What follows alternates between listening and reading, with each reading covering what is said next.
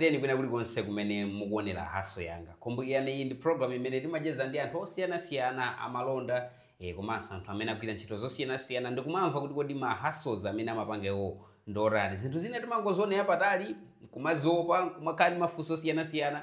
Ife timabwera ndikufunsa mafunso ngati amene ndikufufuza kuti kodi zimakhala motani.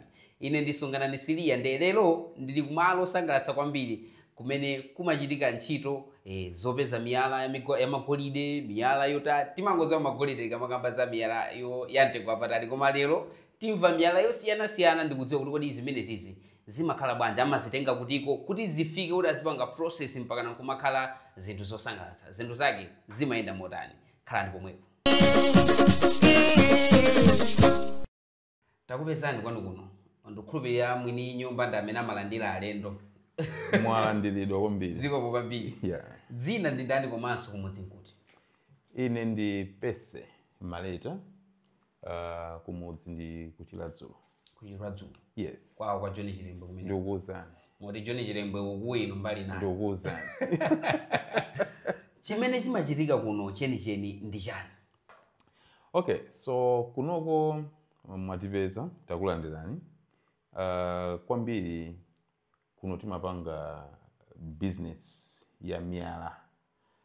Ena amachoti miyala ya mtengo wapatali, komano ife timangoti ya miyala fika kuli miyala ina suti ndi ya mtengo wapatali. So muchizungu tikozana kuti we are in mining, ngati one of my small scale players in Malawi. So basically zimene timapanga kunoko ndi kukumba, kugula ndi kugulitsa miyala. Mumapita kokumba kweniko? Yes. Nkukakumba kwambiri. Mukatero kuzitenga kuzibweretsa kuno nkuzipanga process. Yes. Kukhala mwina tinthu tosiyanasiyana. Kwambiri. Ndibwera kuti tione kuti dongosolo lonselo limayenda bwanji, koma zimenezi mudaziyamba liti komanso mudaziyamba bwanji? So ndikhulupirira kuti iyi business kwa ineyo ndikozana kuti it's a calling. Chifukwa sindidziwa kuti kodi nayambira pati. Okay. Koma ndikumbukira kuti mu 1997 ndikalekale ndidakumana ndi munthu wina amene anandibweretsera miyala kuti ndimugulitsire uko kunali ku Cholo ku Chenza. So mukhoza kuona kuti 1997 ndidalibe ganizo kapena I had no idea kuti kodi mwala umagulitsidwa andi kunali koyamba kumva munthu akamba kuti mukandigulitsire miyala. So ndidakana kuti ayi sindizokena kali konse, komano munthu anapanga insist ndikundisira miyala. So nthawi ine ndi ku school munthu ndinangokumana naye. Nditabwerera ku nyumba nthawi ine makhala ku Sochist, ndinangotenga miyala ndikuyisiya ku chipinda kwanga because ndinalibe kolowera, sindimadziwa kuti ndikuzopita kuti. Ndikucheza ndi nzanga kwa neighbor kunali munthu amene macheza naye, ndi adabwera nkuona miyala ija ku chipinda kwanga nkumandifunsa kuti munayitenga kuti miyala iyi. So automatically inenso ndinakhala ndi chidwi kuti ndifunse kuti ukudzidziwa zinthuzi. Mamataye ine amalume anga amapanga. Idali miyala yanji imene adabwera? Miyala imene idali aquamarine. Aquamarine. Nthawi imene sindimadziwa kuti ndi mwala wanji. Ndimangodziwa kuti ndi mwala, komano udali mwala wa aquamarine. Actually adali mapisi atatu. Ndiye ndidapitisa miyala ija kwa uncle ake amene happen kuti amakhala so closer ndi ku Sochist ku Zingwangwa. Mr. Nchulu mzima wiso mundendeboza anatisiya pakanthawi. Nditapitisira miyala ija ndaona kuti munthu wazizimuka ndithu. Kusenza kuti adaona zinthu zoti mwina sanayembekezere. Adandifunsa mafunso matenga kuti mukuzidziwa, ndati ayi sindikuzidziwa, ndifuna mutithandize. Ndi adandifunsa mtengo mugulitsa ndalama zingati kuti ndidziwe kuti I think zinthu zidi ndi malonda. Sindikuziwa, I was blank. So I just okay, in your gulitsani mutipatsa ndalama azadikira ndipo pomwe pano. After 1 hour amene anapita town Blantyre time manager.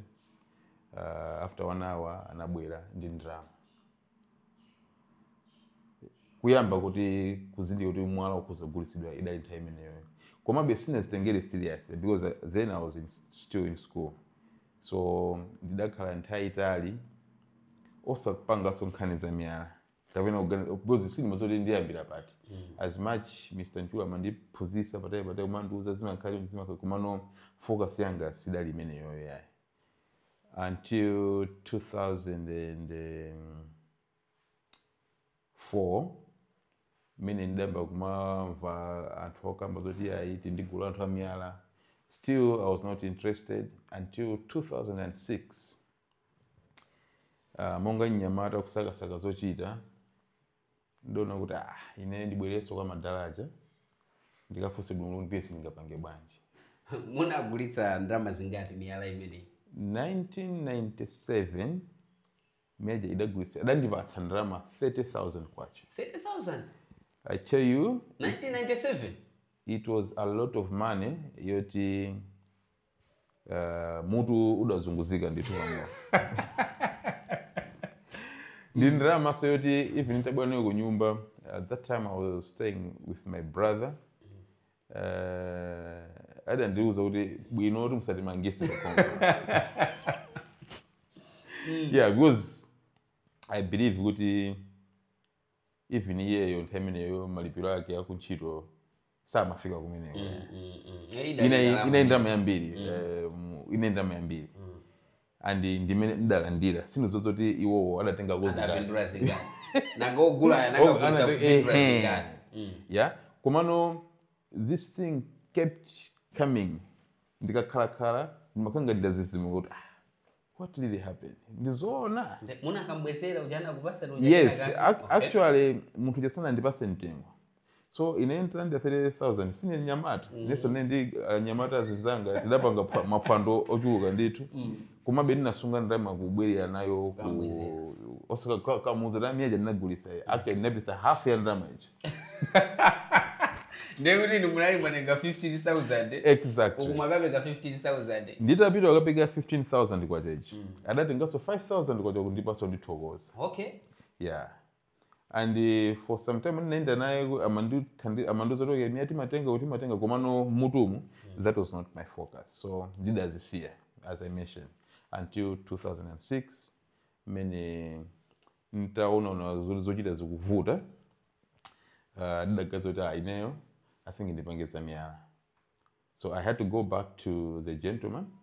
I mean ankandiphunzitsa zinoze miyala for 3 months every day. Ndimapita kunyumba kwake anani mabuku ndimawerenga. So ndikozonena kuti business imene yamiyalayi ndidayidziwa kwambiri kupyola mukuwerenga ndi kuuzidwa kapena kupangidwa train before actually kulowa tingati ntchire kukasaka miyala. So mutu mu idea ndithu dalipo yayikulu kwambiri because those 3 months it was a bit intensive because I had made it my mind to say okay I think ineyo zikona ngati zizi mulindrama. Timangova miyala and nthawi zambiri tikamakamba za miyala yodula. An average Malawi ngati neni makanza golide, silver, diamond. Koma taluwa muno taona miyala yodabwitsa miyala ile lisiti nayioneko. Tatifotokozerani mwina mkhoza titengeraso nkumanduzo kuti uwu ndi mwala wakuti umachedwa dzina lakuti zimakhala chonchi. Yeah, mwafunsa bwino because makamba zoti mbangomva miyala, diamond, silver, ndi miyala yosiyana. Komano mwina kungo upangapo collect pang'ono golidi sitimamika kuti ndi group ya miyala ngati meme kuyiona momoyo. Oh. Yes, golide komanso silver yo ndi chitsulo. Metal zili ngulama metals. Yes, pomwe miyala ndi mbali naye. Ndeti kamati mwala wa golide timakhalula kuitsa mene. Ndipo kwambiri komano timakhulukira. Tizili chitsulo cha golide. Okay. Zijazo ndi zitsulo ndithu metal. Precious metal. Nkuteka kuti monga ino azinzathu atu ngati mmaona m'manyuzimu amalemba kuti mitengo ya precious metals, silver, gold ndizoterozo. Salemba kuti miyala kapena ma gemstones ayi. So ma gemstones ndi ena, gold ndi wina. Kungoti zinthu zimakhala kuti zimagwirizana machitidwe ake a zinthu. Kusiyana kwenikweni kuti ndisiyanitse kuti ichi ndi meto ichi ndi mwala. Kusiyana kwake kumabwerera maybe maokha ungoti meto kapena mwala kapena chitsulo kapena mwala ndiye kuti already zinthu zatani zasiyana. Ngoti munatika ngoti chitsulo fa zisozo ni zambirimbiri. That's why amekako kuti precious metal. Okay? Then there's precious or semi-precious gemstones. Imene ndi miyala. That's why ntamene kuti miyala ya mtengo wapatali because these stones are precious or semi-precious. So anything that is precious, it means ndi chinthu cha mtengo wapatali ndithu. Yeah. Ndembo chani makamba kuti muli miyala yosiyana muno. Tati fotokozerani kuti kodi miyala imene iyi dzina ndi chani mwina yochepa yokha imene mungakwanitse muno. Muno muli miyala yambiri. Pali mwala ngati yes. This is quartz. Quartz. Yes. Okay. Yes, ndi quartz. Kapena kunena mene timamchulira tikozana kuti smoky quartz. Kuma basically this is quartz. It's called smoky quartz because as you see there's a bit of a bit of smoke. Ngati kauti choncho. Yes. But mwala uwu ndi quartz. Just like mwina chimwala cha chikulu chimuchiona pansi apachi. This is also quartz. Okay. Miyala mimi ikona ngati ya pinki ndi makwatsi okhaokha. Ndikozana kuti quartz ndi mwala umene uli very common. Okay. It's a common stone yoti mkoza kupeza malo ambiri. Imu ngati kunzimba ndi kumene timapeza malozi quartz kwambiri. Similarly, this is also a quartz family. Okay. It's a specimen. Imene timaitenga kwambiri kwa Ngabu kuchikwawa. Pena ngati chihulike ngati yes. Chachi nyama. Koma ndi mwala umene. Umene ndi mwala ambiri amene abadziwa zazimezi mwala kwambiri amauyuza ngati maluwa. Oh. Yeah, komanso apart from maluwa, miyala iyi imagwira ntchito yosiyanasiyana ndi imene munthu wokufunira. Ena amakhulupirira zoti miyala ngati imene imathandizira health yawo. Yes, ena amapempherera kumene. So ena miyala amapanga munjira ina ndi kupanga maybe imene kamenya maluwa kamenya jewelry. So miyala ili ndi zochita zambiri malingana ndi iwe imene munthu wokukhulupirira. Yes. Uso ndi quartz yemwe. Yeah, more or less. This is agate. Agate. Yes. Also from Chikwawa. Okay. This is blue agate. We've got so many different. Oh, okay. We've got different types of agates. Iji ndi galasi kapena mwala. Ameneyu timati maika. Anzathu ena kumusiku amati mika koma ndi maika ndithu. Maika. Ndi mwala u. Imeneyi ndi mino ndithu imene imagwiritsidwa ntchito kwambiri. Pakati papa ningoti badakale panopa ndi malonda akulu. Oh. Moti as a country tikulephera kupanga supply ma quantities ofunikirawo komanso ma qualities amene amafunikira. Miyala imene imapangidwa kwambiri export kupita ku China. Ndingoonera kuti miyala yambiri mukuiona kunokoyi. Yambiri end up in China. Wa black when see black amene. Yes. Kwatitso amene. Yeah. Uyu ndi chiuje ndi core. Of course ife suti timapanga kwambiri za cores komano timasungira be kuti muna mabwera inu mfomu tipase order kapena munthu nakafuna core. Timadziwa anzathu amene akupanga business imene ya core. Yes. Miyala ndi wa mudzitu. Yeah, ndakambira just like mamaikaji. Iuso ndi mwala oti nthawi zina anthu amene amapanga za miyala akamayenda malo omwe muli ma minerals akaona izizi amakhoza kukhala ndi chithunzithunzi kuti malo awawa pakuzapezeka meya kuti zili ngati mbonekera mina chiwa enafe chiwa city mapla komabe maybe likoza kuyesera mina mbonekera zimene zimakupangisa leading you to something or making you believe kuti okay mala wapo kuzakhala zakuti let me explore further. Pamakhala zidziwitso zoti mmadzota ngati pakuoneka miyala iyi pasipa pakhozopezeka miyala ina yakuti timanena kuti anthu amene timatenga ngati akumuzi maybe sadachite skulu koma ndi anthu amene amatilondolera kwambiri ifeyo kuti okay mufuna zakuti tiyeni tikakuoneseni malo. Awa ndi anthu oti they've never been maybe even in any class, okay, but they are so experienced to understand and know kuti malo akuti baleza kuti how this is done.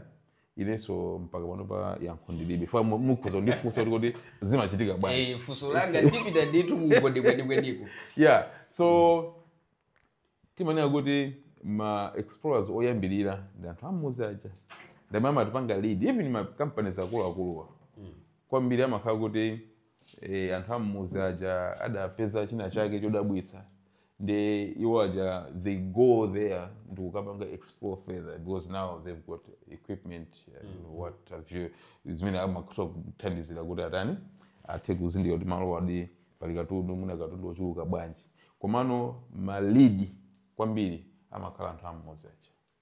Mwina tisanapite ku break ndifunse kuti kunoku miyala ina ndi ina imene mwina mungafune kuti anthu adziwe imene imapezeka kwambiri ka kumalawi kuno komanso imene muli nayo kuno kuyambiri ndi monga chani ndi chani. Mmene ndanenera kuti miyala yambiri imene timagwiritsa ntchito ifeyo ngati Maleta Gems and Jewels kapena PL Treasures because kuno kumafika kuno kuli makampani awiri. Okay.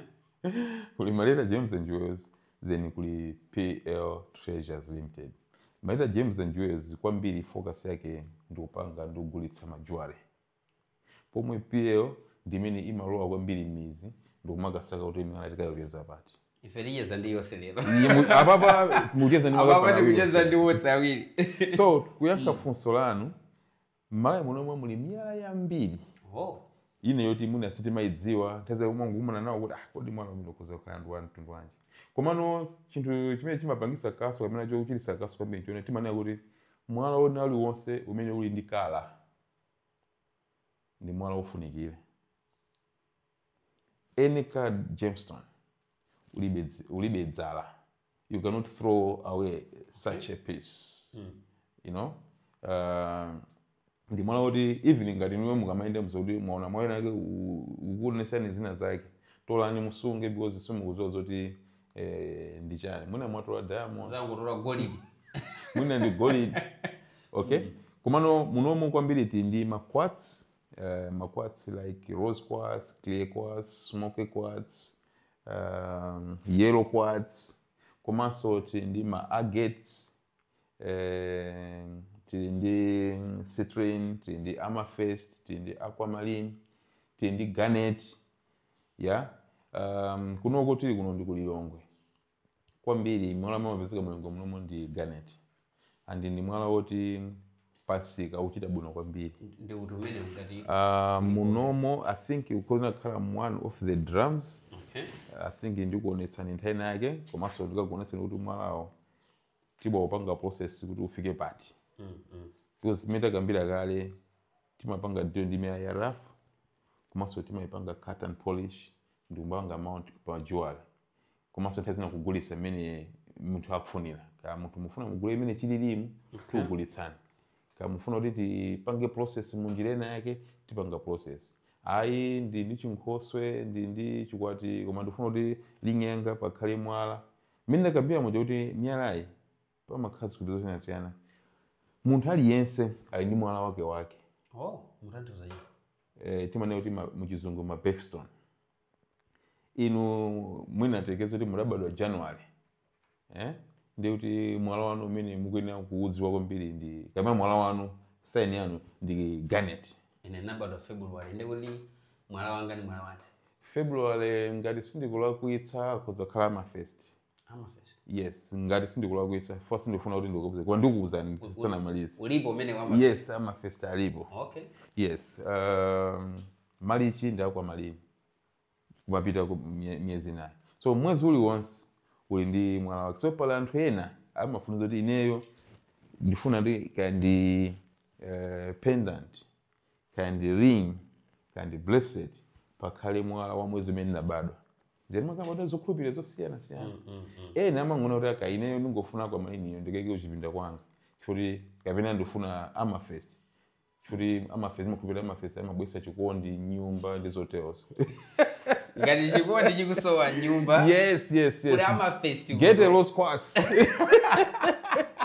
Muona kuti mavuto ambali imene iyi achepa.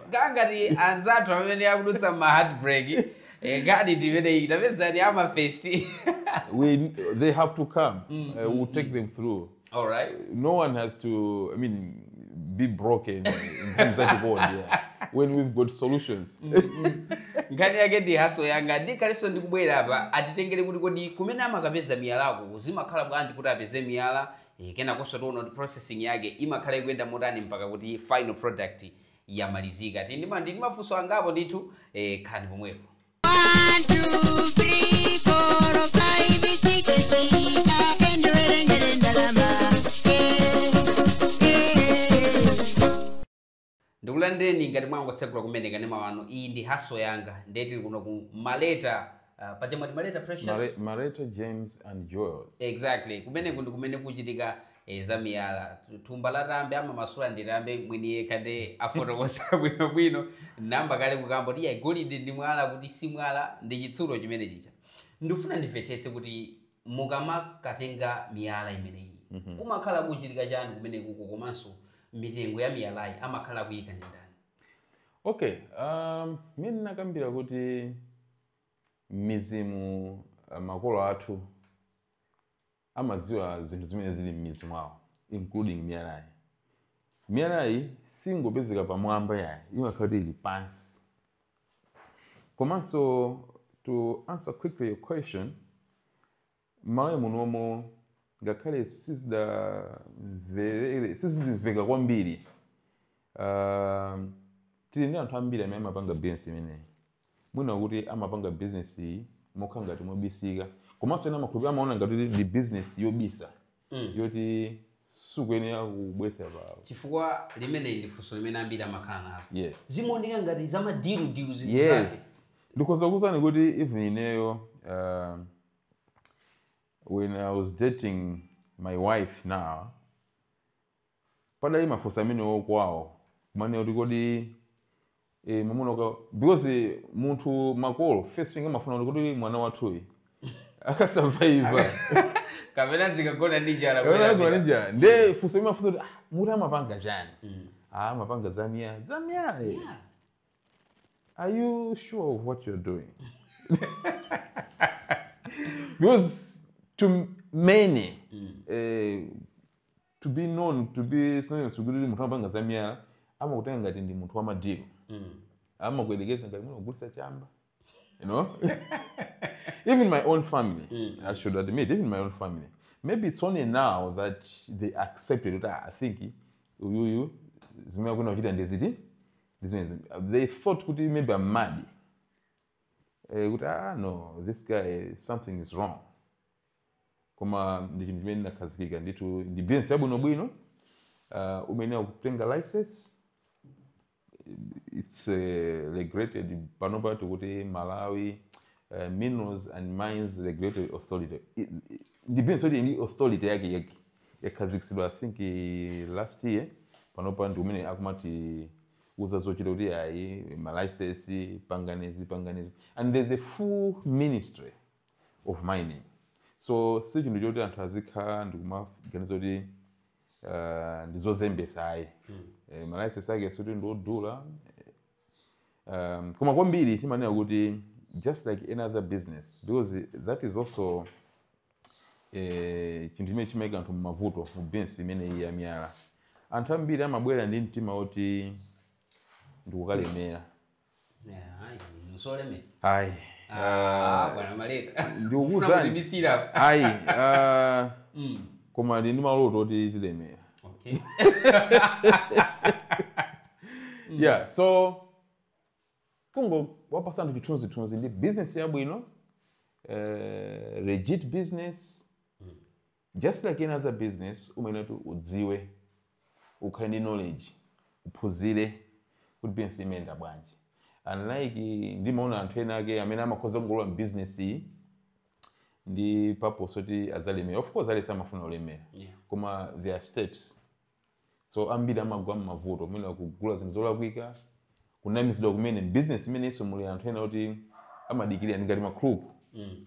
Amadikirira munthu amene akuoneka kuti sakuziwa chimene akuchita. Inu jamileni munanamizo lako kugulitsani mwala kuti mwala wakuti. For me, I would say kuti I've been fortunate enough. Mimi nakambira kuti munthu anangondibwesera miyala and fast forward nakumana ndi munthu amene amandiphunzitsa. I've made some mistakes, not kuti kundibera, koma maybe kugula mwala modula pomwe mwala ndotani ndochipa. I've traveled when I was a year old in the business. Ndinapezeka ndi ku Dubai ku business ya miyala. Nakumana ndi mavuto. I ended up sleeping in a mosque. Actually, my first time to get into a mosque, I had nowhere to sleep. You know, those are some of the challenges that umakumana nazo munthu. Koma why am I still here? Because I traveled. Zimene naona Dubai, zimene ndinkaziona mu film. Kuona kuti shop yonse muli gold yekayeka. Okay. Diamond. Ziliwa nditu? Actually, that was my question. And inafunsa, timati gold souk. It's a big area where business imene imachitika. Ndimafunsa ainoka shop, come on, is this in the gold wenu? Akuti, this is gold.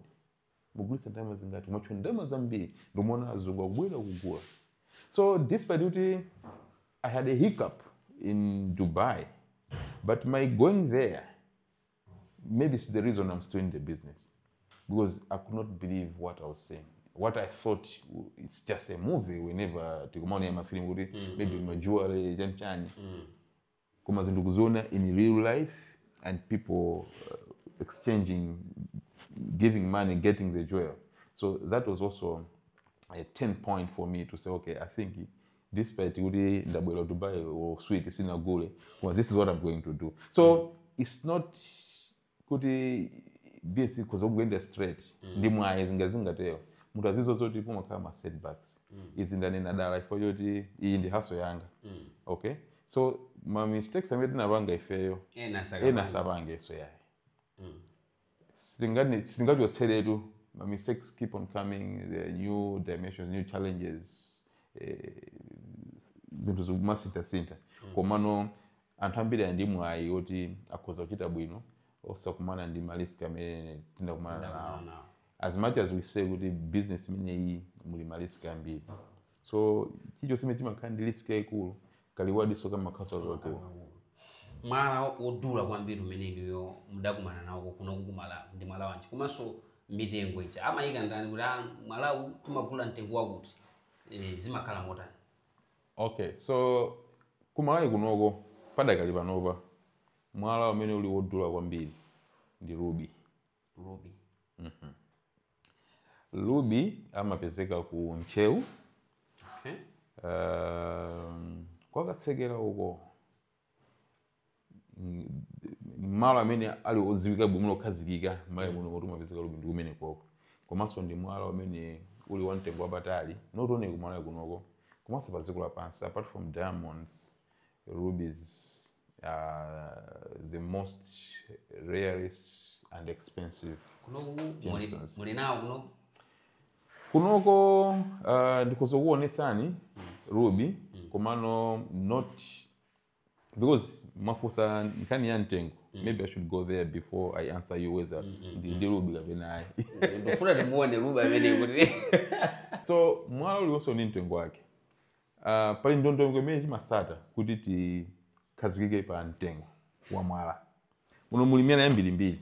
Koma sinekepo stika kuti apa mtengo wakuti. Kwa pakabwera baya pano tipanga business. Okay. Anyamula miyala inendera ndandalama. So ntengo ndomeno ungapangidwe pakati pa inu ogula ndi ine ogulitsa. Ine ndikavomereza inunso mukavomereza kupereka ndalama umene ndi mtengo. Palibe standardized mtengo kuti Okay, standard ilipo but ndafuna dala kuti ndiyambire kumene koko. Chifukwa zimakhala ngati zosokoneza. Now, the standard comes in based on the grades of a particular gemstone and what makes a price. Kwambiri timayang'ana kala ya mwala. Okay. You know, but makala zena already they are very rich. I would give example, but red, any red mwala pamene mwala umene wa red automatically umakhala ma chances oti mtengo wake ukhoza khala wabwino. Of course kuli miyala ina red oti siya mtengo wapatali, komano the chances are red ndi kala imene yambiri mu miyala timayisaka kwambiri. Kuli blue, kuli green, you know. So timayang'ana kala ya mwala, komanso timayang'ana kuti mwalawo mkati mu kuli clean, the clarity. Komanso timayang'ana kuti shape ya mwalayi yayenda bwanji, the cut. Okay? Then timayang'ana kuti mwalawo ndu waukulu bwanji, ndi weight yake ndi mtundu wanji. Muchizungu timati karat. Kapena in short muchizungu timanena kuti the forces will determine a price, or at least will give you a heads up on the price. So these forces are color, carat, cut, komanso clarity. You know, ndika class ditu kuti panopa sitingamaliza ya. Koma these will be the best to guide you on price, whether you are a seller or somebody wants to buy. If you understand, because mtu akakuza di mwala wanga ndugulisa 20,000 kwacha, you have to have some knowledge to understand why should I pay 20,000 and not 5,000 kwacha. So the moment you see mwala manjama kuti mwala ndugulisa 20,000 kwacha, jadi ineyo I have to process maybe in a second to say, okay, if I'm buying 20,000 mwala wo, at least I can say 100,000. Okay. Yeah. So once you reach that stage, then wakazika business. Pankane kuima kaimene yuri, okay, ndi mwaladi, ndi ruby. Koma ruby yo, sinde kuti because unoti ruby mkoza gulisa 5 million kwacha. Ndi ruby alisi mkuza 5 million kwacha. Mkoza ndibu esene ruby oti even 1,000 I cannot pay. Oh. Because the quality is bad. So the quality makes the price, or makes it easier for you to sell a particular stone. Tigambe za value addition, koma mwina ndisanapite kumene koko. Ndi ntchito ziti zina zikuoneka ngati pa ntchito zambiri zina zimene sitimazidziwanso mwakamba kuti ena amapempherera miyalayi. Mwinanso ndi ntchito ziti zimene anthu amagwiritsa ntchito miyala zimene enanso sadziwa. Kwambiri potali samakhazikika pa zimene akufuna kupanga nayo miyala. Ndi hustle yanga. As my hustle, my focus is to find a stone, a gemstone, and sell it in its raw form or after value adding, even including making a jewelry. Nimapanga maling, nimapanga ma necklaces, nimapanga ma earrings, and all that. So that is my main focus. But I know kuti miyalayi imagisuso ntchito zina, of which I'm not that competent much. Komano anthu ena miyala amayipempherera. Kutenga mwala uwu ndukausiya nyumba mo akamayenda munasana goni basi kugwada kupemphera bene. Zimachitika zimenezo. So if you wapeza uli mwala mene anthu amafuna kupempheraje, ndiye kuti wewe wapeza customer. Komanso kuli miyala ena yoti anthu ena amakhupira kuti ndi mankhwala. Oh. Nthawi ya COVID ije ndangiwala kuti mwala wanji, if I'm not wrong kandi kwatse mwe. Anthu amana kuti mutenge mwala muike mutambula ya madzi ndi muzima. Oh. You get healed. So mukuzokona kuti iwe ndakupeka ngati example, koma ndithu anthu amakhupeza kuti maybe kungokhandi mwala lonthumba kuyenda nawo, ndi kuti maybe anthu amafuna kupanga chipongwe sapanga ni chipongwe. Komanso moyo wanu mibukha munthu osangala kaona ndi stress imachoka. So ndi zambiri zoti maybe sitingati ufotokoza pa program inoyo, koma anthu akhore afuna mbali imeneyo timakozo wapanga guide. Yeah. pamene tikupita chakumapeto kwakucheza kwathu mwangu kambako kuti mwina zina ziwiri zitatu zimene mmapanganso ndi miyalayi kupanga process kuti muyenjezere mtengo wake. Yes. Tsatane ndi zinthu ziti zimene mmapanga zimenezi. I would give you an example kuti pamene tikugulitsa miyala yoti sinapange process timaluza ndalama zambiri. Not only as a hustler like me, komanso dziko. Timanena not always kuti tikagulitsa miyala ya rough or mimugwionera mumu timaluza almost maybe 80%. 80%? So we are only getting the 20%. Okay? Pomwe miyala tikayipanga process chances are timathamangira ku 100% uchi. Because mwala wa garnet umene wa rough maybe wa 2 gram ndikugulitsa ninu 20,000 wachi. Wa mwala omwewo ndikaupanga process mukabwera ndikugulitseni. So khala 2 gram ukhati wachepa nangasi zina zambi zimachoka. Koma mtengo wake ndikuzani 100,000. Because ndapanga process. Komanso along the way ine indikata ndimadula miyala. But these days I don't sit on the machine and cut. So I have to employ other people to cut and polish for me. Jodi ndalimba ntchito. Taonjezera pa 1 million jobs budget. Ifeyo ngati ifeyo company, we are one of those mahustlers amene tikuonjezera pa 1 million job ya boma ilivi. Akwena ziti pasole. Yeah, so what I'm saying, dziko limapindula ndi job creation, because anthu amapanga value add aja malemba ntchito muwapasa. Komanso skill.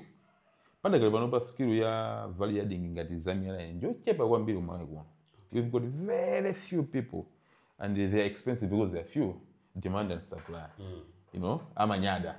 Sometimes we are forced to send our stones outside to cut and polish because we don't have the skill in abundance in Malawi. Okay? And again, we lose on Forex.